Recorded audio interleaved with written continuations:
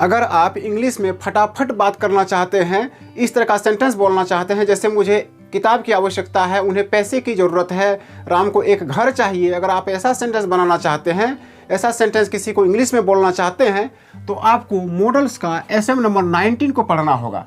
जिसका पहचान देखिए क्या है, आवश्यकता है, ज़रूरत है, चाहिए। मैंने इस पहचान से संबंधित यहाँ देखिए रूल्स लिखे हुए हैं, ये पहचान और ये रूल्स है, इसके मदद से मैंने यहाँ पर ट्रांसलेशन किया हुआ है। मुझे एक कलम की आवश्यकता है, आई नीड ये पेन। क्या मुझे एक कलम की आवश्यकता है, डू आई नीड ये पेन। कैसे मुझे एक कलम की आवश्यकता है, हाउ डू आई नीड ये पेन। मुझे एक कलम की आवश्यकता नहीं है, आई डू नॉट नीड ये पेन। क्या मुझे एक कलम की आवश्यकता नहीं है, डू आई नॉट नीड ये पेन। कैसे मुझे एक कलम की आवश्यकता नहीं है, how do I not need ये पेन। अगर आप ऐसा फराटेदार और धमाकेदार ट्रांसलेशन करना चाहते हैं तो इस वीडियो पर बने रहिए, आपको सब कुछ समझ में आएगा, इसकी 100% गारंटी है।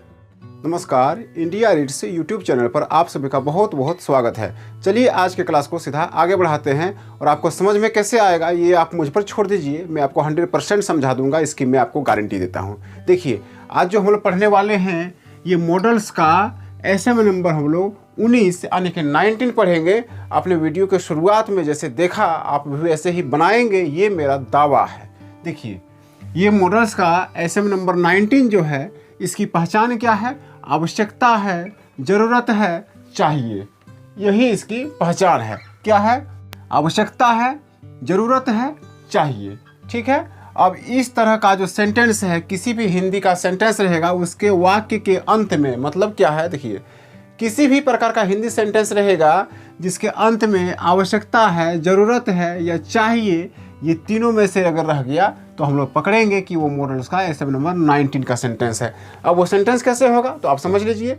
जैसे मुझे पैसे की आवश्यकता है, देखिए पैसे की आवश्यकता है, अंत में क्या है, आवश्यकता है ना। उसे एक घर की ज़रूरत है, देखिए ज़रूरत है। उसे एक घर चाहिए, तो देखिए चाहिए। तो इसी तरह से हम लोग हिंदी सेंटेंस को पकड़ लेंगे। ठीक है। अब देखिए जब हिंदी सेंटेंस पकड़ा जाएगा, ये मॉडल्स का हिंदी सेंटेंस पकड़ा जाएगा, तब हम लोग ये मॉडल्स का SM नंबर 19 का ये रूल्स, देखिए आज जो रूल्स आपको दिख रहा है, ये रूल्स हम लोग उसमें लगा देंगे। इसी रूल्स का प्रयोग करके मैंने इतने फराटेदार सेंटेंस अभी बनाकर आपको दिखाया था, आपने देखा था। रूल्स क्या है, subject plus needs plus NC। NC मतलब क्या हुआ, नाउन और कम्प्लीमेंट। ठीक है। 2 नंबर में देखिए do does plus subject plus need plus NC मतलब नाउन कम्प्लीमेंट। 3 नंबर में देखिए IP plus do does plus subject need NC। 4 number में देखिए subject plus do does plus note plus need plus NC। ठीक है। 5 number में क्या है, do does plus subject plus note plus need plus NC। 6 number में क्या है, IP plus do does plus subject plus note plus need plus NC। ठीक है। अब देखिए आप यहाँ पर तो 2 चीज़ें देख रहे हैं, या तो आप नीड देख रहे हैं या तो नीड्स देख रहे हैं। उसी तरह से यहाँ देखिए या तो आप डू देख रहे हैं या फिर डज देख रहे हैं।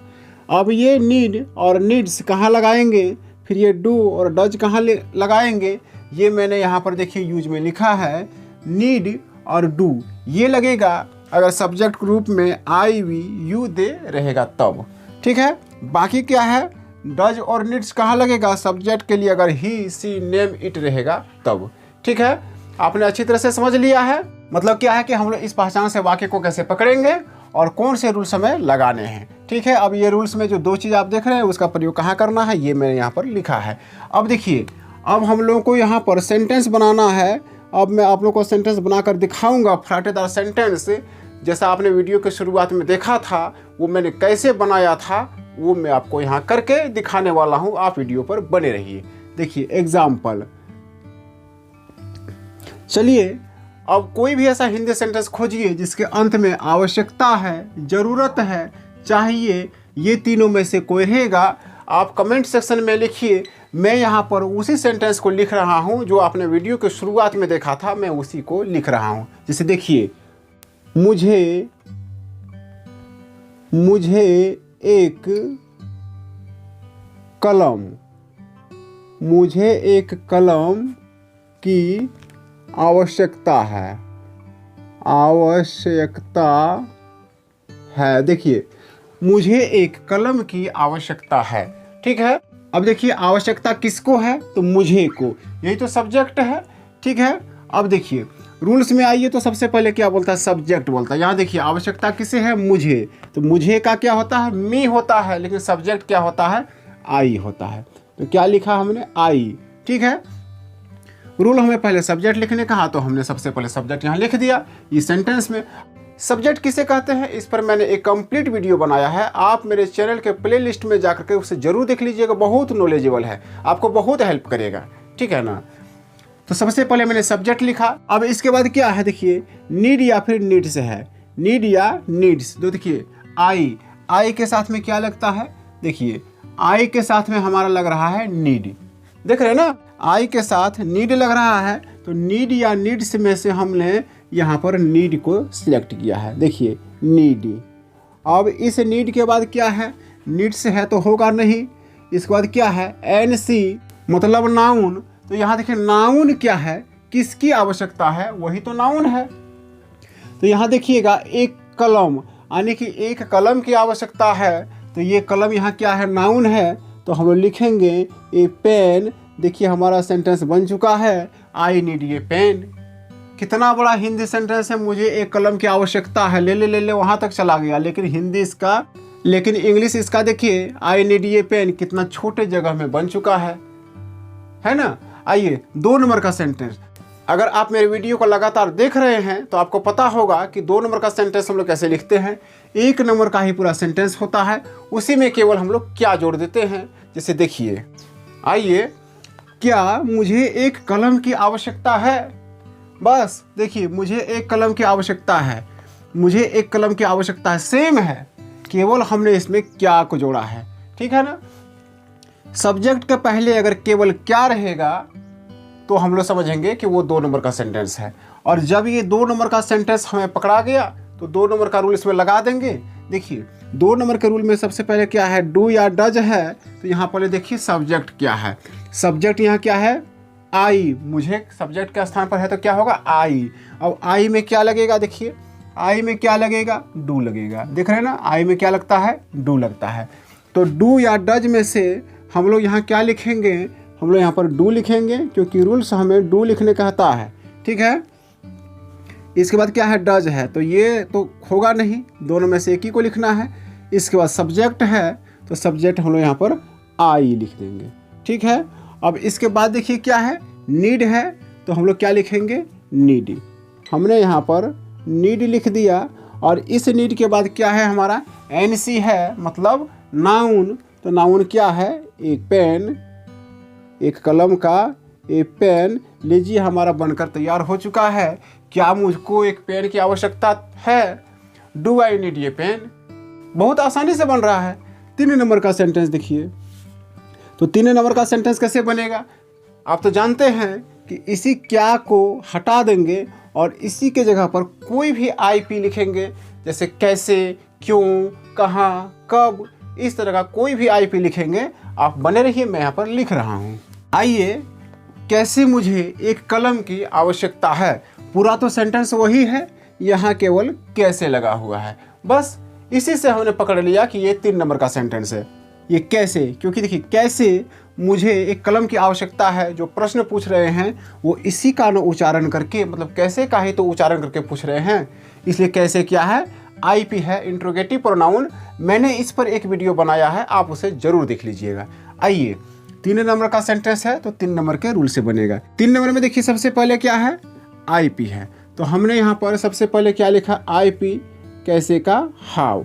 इसके बाद देखिए क्या है, डू या डज है। तो देखिए सब्जेक्ट यहाँ पर क्या है, आई है, आई के साथ में क्या लगेगा, डू लगेगा। देखिए आई के साथ में डू लगता है, तो हमने डू या डज में से यहाँ पर डू को सिलेक्ट कर लिया है। अब इस डू के बाद क्या है, डज तो होगा नहीं, डायरेक्ट सब्जेक्ट है, तो सब्जेक्ट हमने यहाँ पर आई लिखा। और इसके बाद हमारा नीड है और नाउन और कम्प्लीमेंट है, तो हमने यहाँ पर नीड लिखा। देखिए हमने यहाँ पर नीड लिखा और नाउन क्या है, तो ए पेन है। हमारा सेंटेंस बन करके रेडी हो चुका है। कैसे मुझको एक कलम की आवश्यकता है, how do I need a pen. आइए 4 नंबर का सेंटेंस। तो 4 नंबर का सेंटेंस कैसे बनेगा, 1 नंबर का ही सेंटेंस रहेगा, पूरा एकदम 1 नंबर का ही सेंटेंस रहेगा। इसी में केवल नहीं जुड़ा हुआ रहेगा। जैसे देखिए, आइए मुझे एक कलम की आवश्यकता नहीं है।